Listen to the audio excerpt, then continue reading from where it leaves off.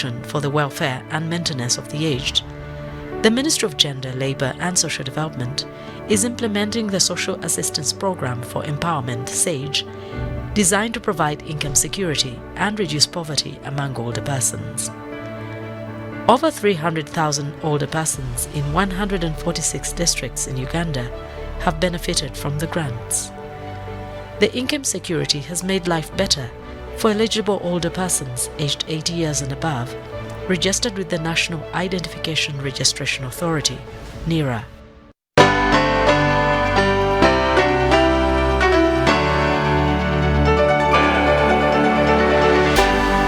UBC, inspiring Uganda.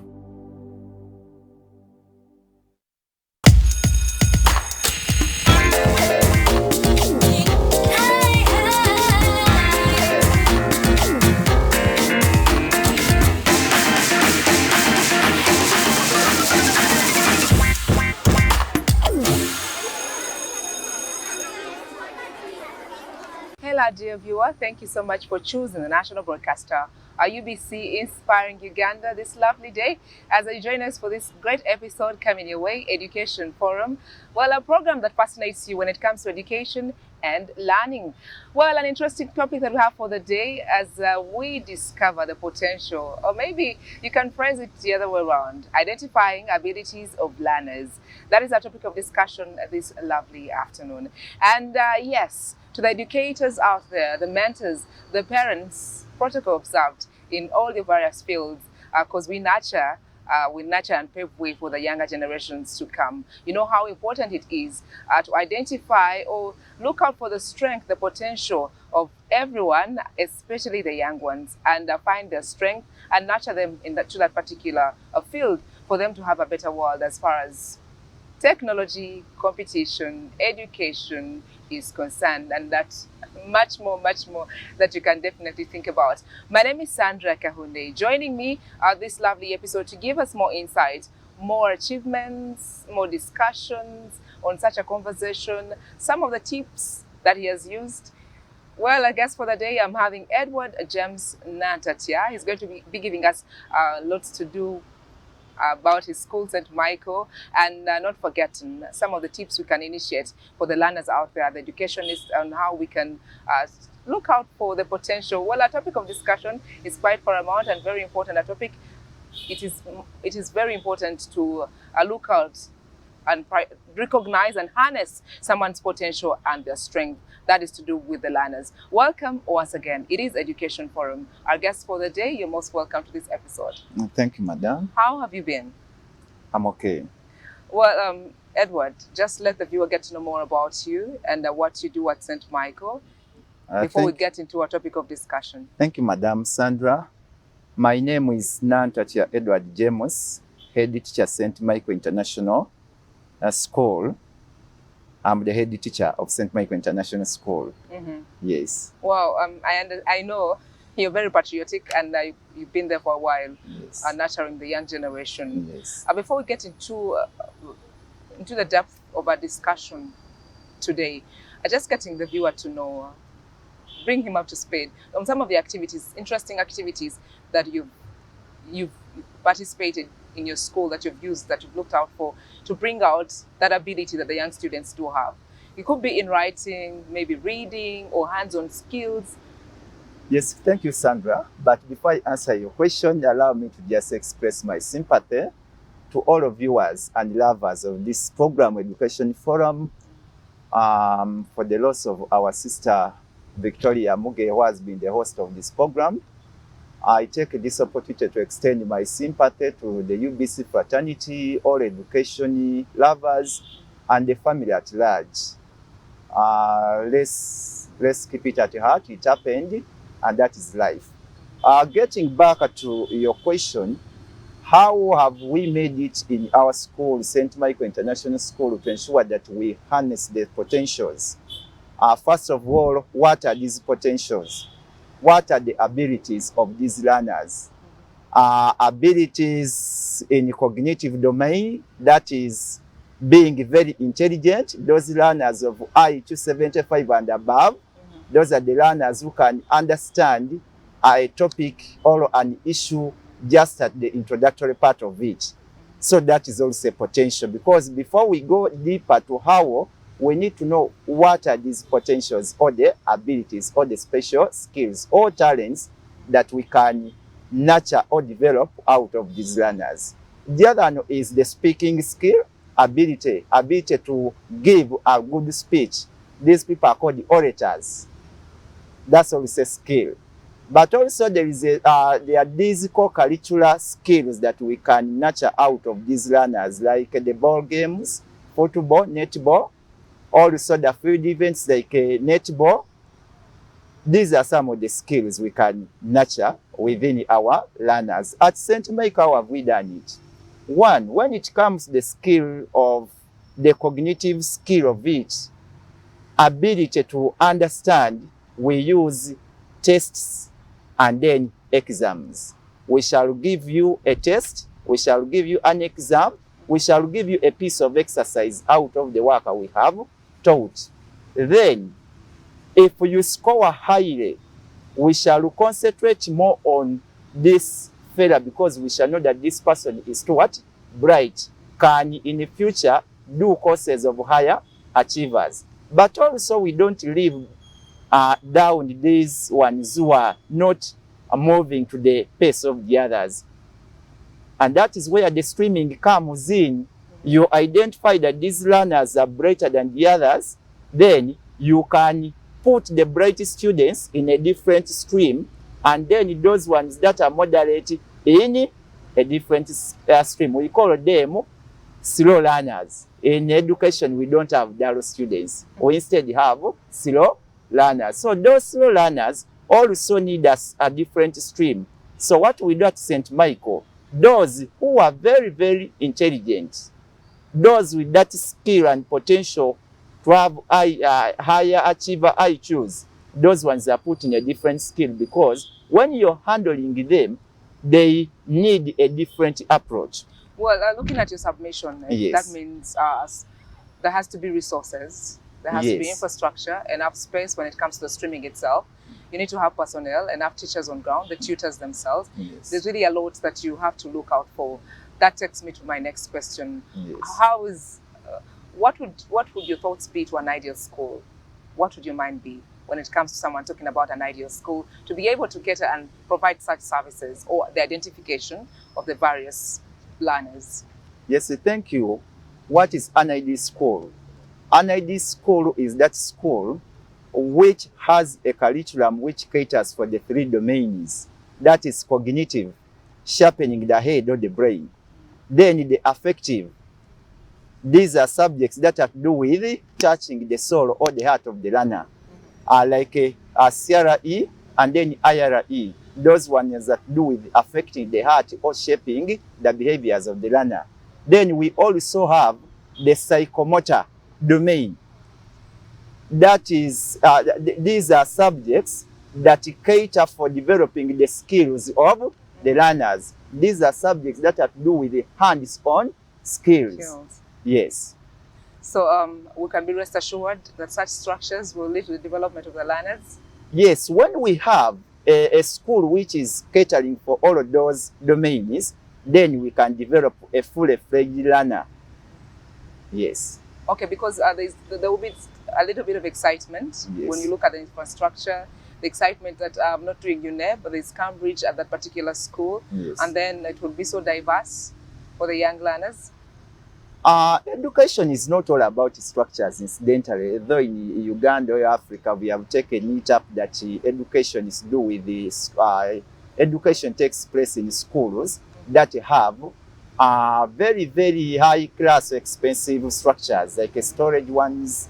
Many of them, necessarily it may not be the buildings, though it also helps, but majorly it is the culture in the school.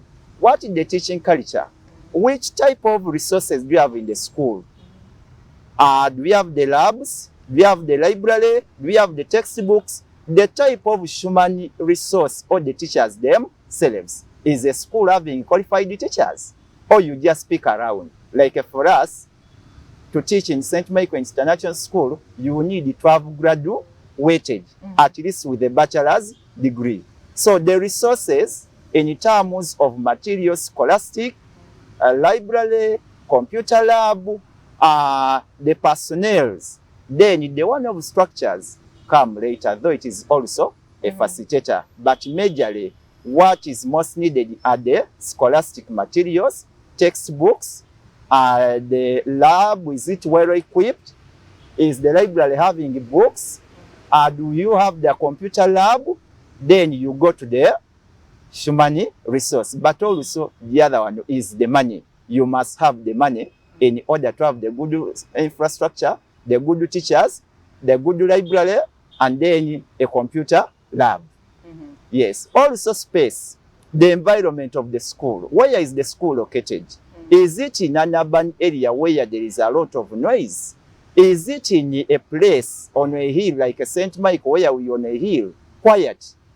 Such environment also favors a lot the culture of the education system in the school. So many things interplay. It is not only one or two, but a combination of many will give us a good school, an ideal school, human resource, scholastic materials, the personnel, more so the personnel. Which type of teachers? Are they experienced teachers? Are they exposed? Do they make research? Do they team up with others out there? Do they compare notes? Well, I know with the teamwork that you're talking about, the teamwork and them being good at their own research. I'll take you to the early explanation that you gave to us. That is to do with examining the students when it comes to writing or reading, looking out for their potential. That is another approach that schools use, that is examinations.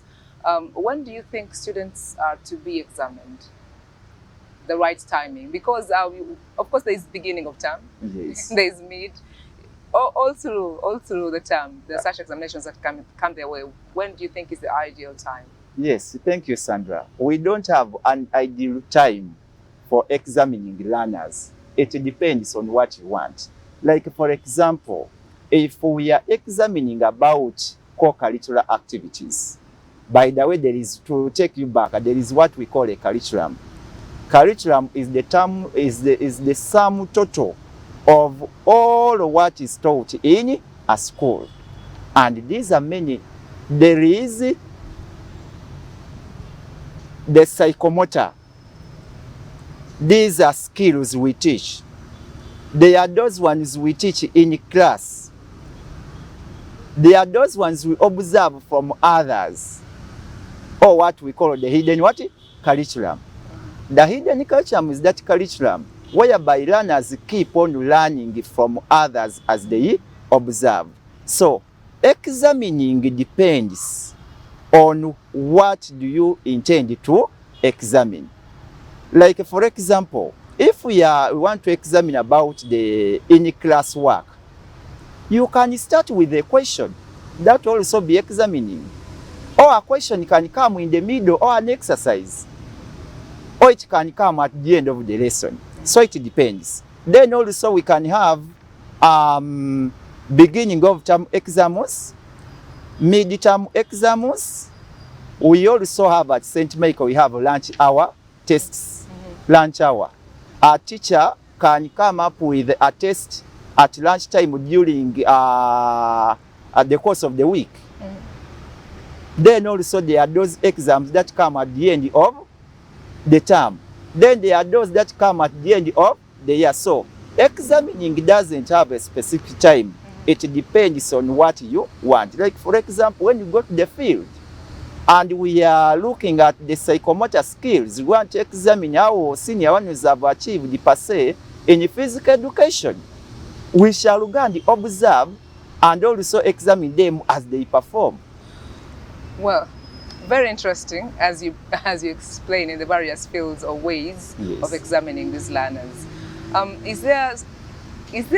Isn't it like is there over or under examining? Because I mean there's really a lot with the new curriculum coming into play, and I'm not forgetting the physical that you talked about. Yes. The instilling of entrepreneurial skills among the learners. There's really a lot that has been implemented in the various institutions that we have. So is there like over and under examined examination going through? The answer is no or yes. Please let the viewer The throw more answer light. is no or yes. It depends on who is judging.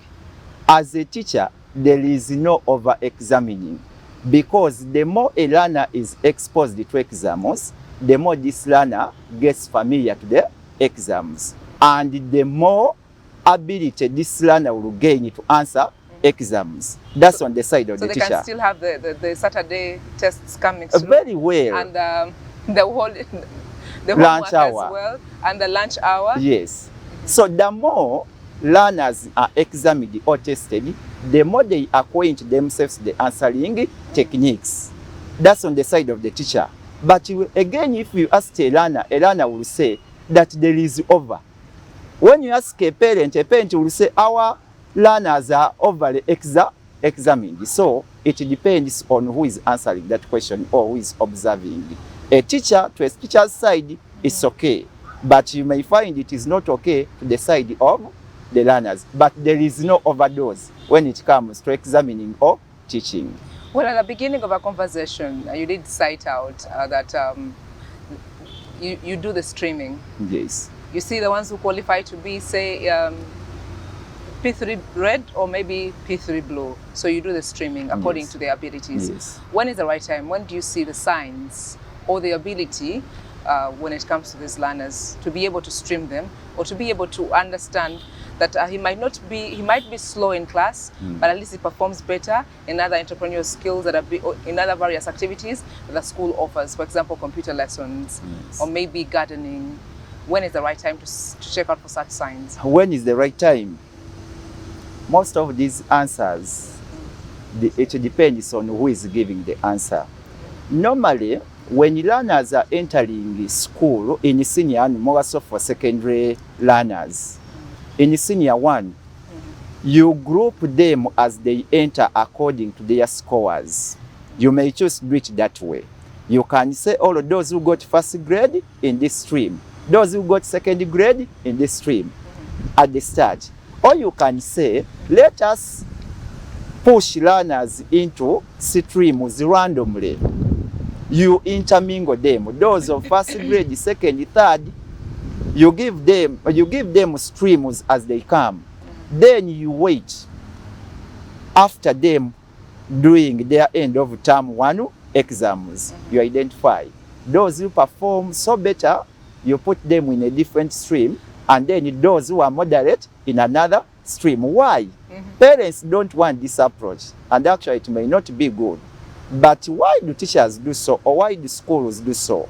The demands of these two categories of learners are far, far different.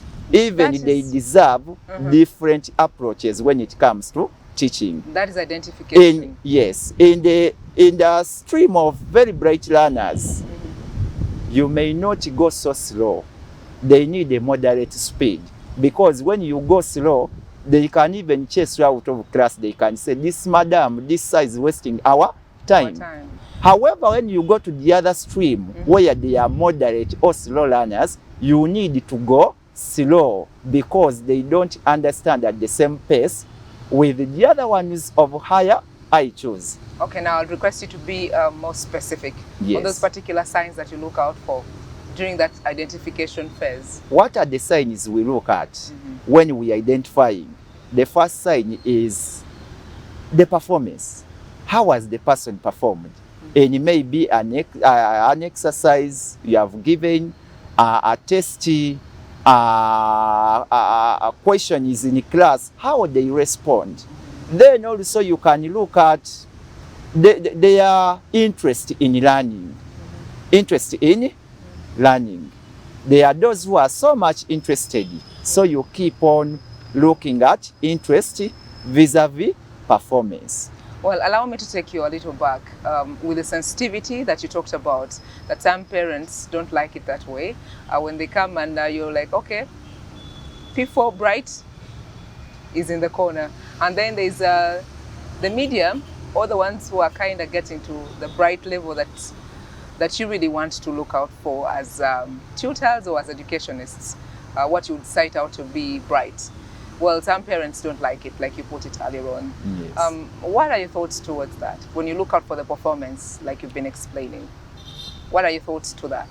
Learners, parents don't want to see their children being put in different streams because they look at as discrimination. Because they say we are all paying the same school fees. Mine, who is bright, very bright, and the other one who is moderate, we all pay the same amount of school fees. And they all need to enjoy the same. However, they miss out the other expertise point of view that these learners need different approaches when you enter the streams. Like, for example, when you intermix them and you teach a topic at all a lesson, at the end of the lesson, when you say, have you understood? Those bright ones will answer for the other ones that yes, we have all understood, when actually the others have not. That's why teachers single out in order for us to know which technique, because you look at the quality of the learners or their level of understanding, then that will inform a teacher on which teaching strategy to take. So as a parent or a guardian, do I have a role in this, in the identification process? Do I have a role to play? A parent has a big role to play. How? To help you, to guide you. Of course, the child starts back at home. Yes. We nurture them before they get to the classrooms. Yes. So I'm trying to figure out the kind of role the parents have in the identification activity. Yes. Yes, a parent has a role. Remember, these children come from home. They are not born in schools. They are those parents who will come and say that according to what I've been observing, my son, my child, daughter, son at home looks to be a slow learner. Because even when we are talking at home, this is somebody you can send, go and bring soap, and the person ends up bringing salt. So they will say, this learner here needs special attention. And I want to encourage all parents out there, as you take a children to school, help the teachers, tell them the nature of your child. Then somebody will come and say that this one understands very fast, so you don't need to waste a lot of time with him or her. And such parents bring a textbook for their learners, and even at home, they help them. Now, there will be a difference between a parent who has been helping the learner at home to study with textbook, with this one who just keeps the learner at home. So they have a role to play. It could be that these learners are getting the differences simply because of the support given to them by the parents. Take an example, a learner who doesn't have even a single textbook, being in the same stream with the other student who come with all subjects, textbook of all subjects. Now there the problem will be coming from the side of the parent. So when you come at school, make the teachers know so that they know where to place your child in as far as stream is concerned. So the parents have a role. Also they say that IQ is determined at the time of birth. Scientists have always said that the condition is mommy and daddy were in. So you may blame a learner that is slow at picking, but when actually the issue started way back. That's according to science. According to science. I was waiting for the research where it's coming from.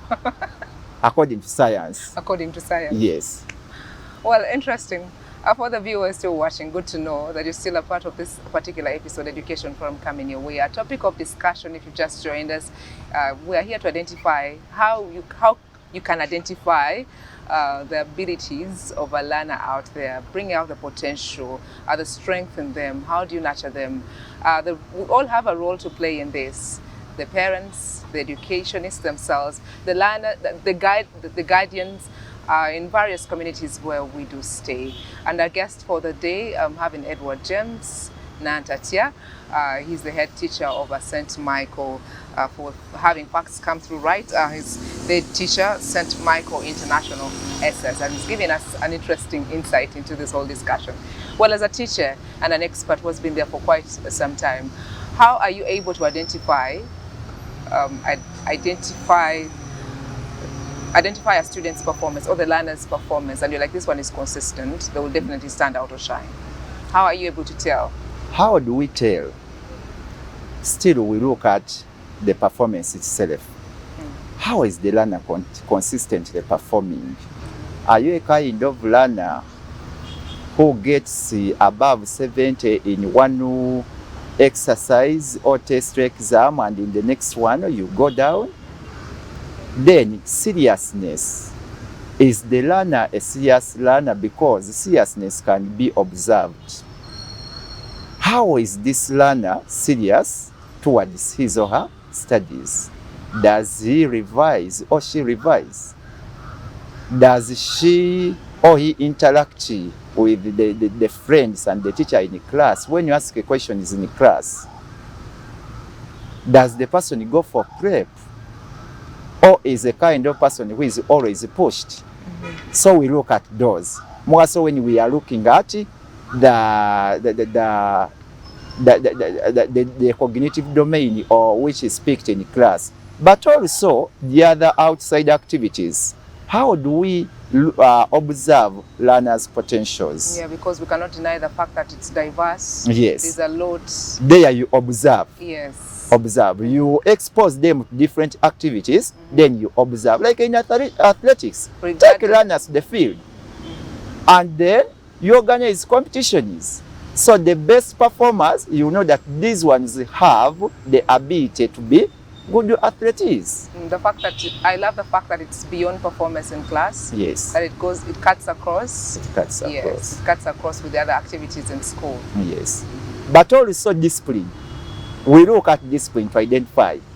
If you are a kind of student who is always disturbing teachers, you are ever suspended, you are ever stealing things for others, you don't want to follow the rules and regulations, we shall also put very many question marks onto you. So discipline also.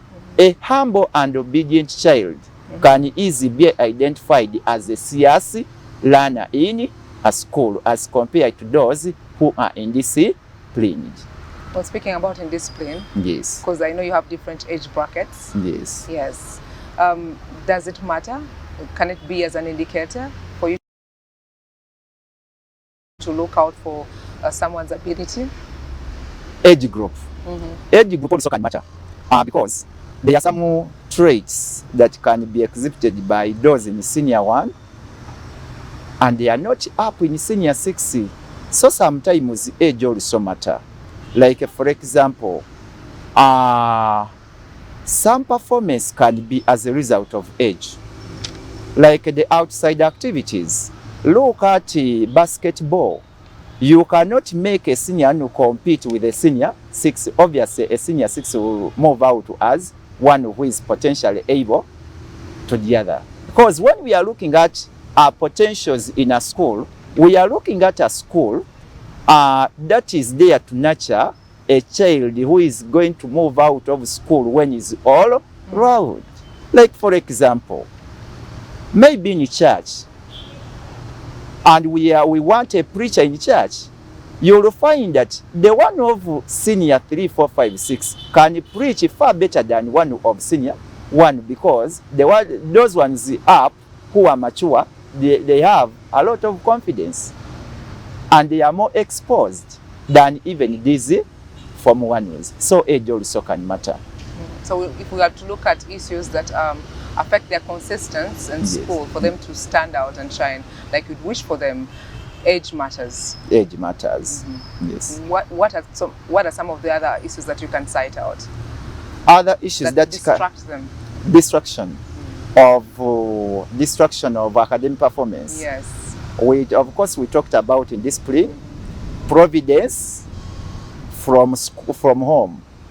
The parents paying school fees in time, because if they are not paying school fees in time, then this learner will always be on stress because the fees has not been cleared. But also, this learner can miss out some time when he's sent home for school fees. The other distractor is attitude, or what we call semantic noise. What is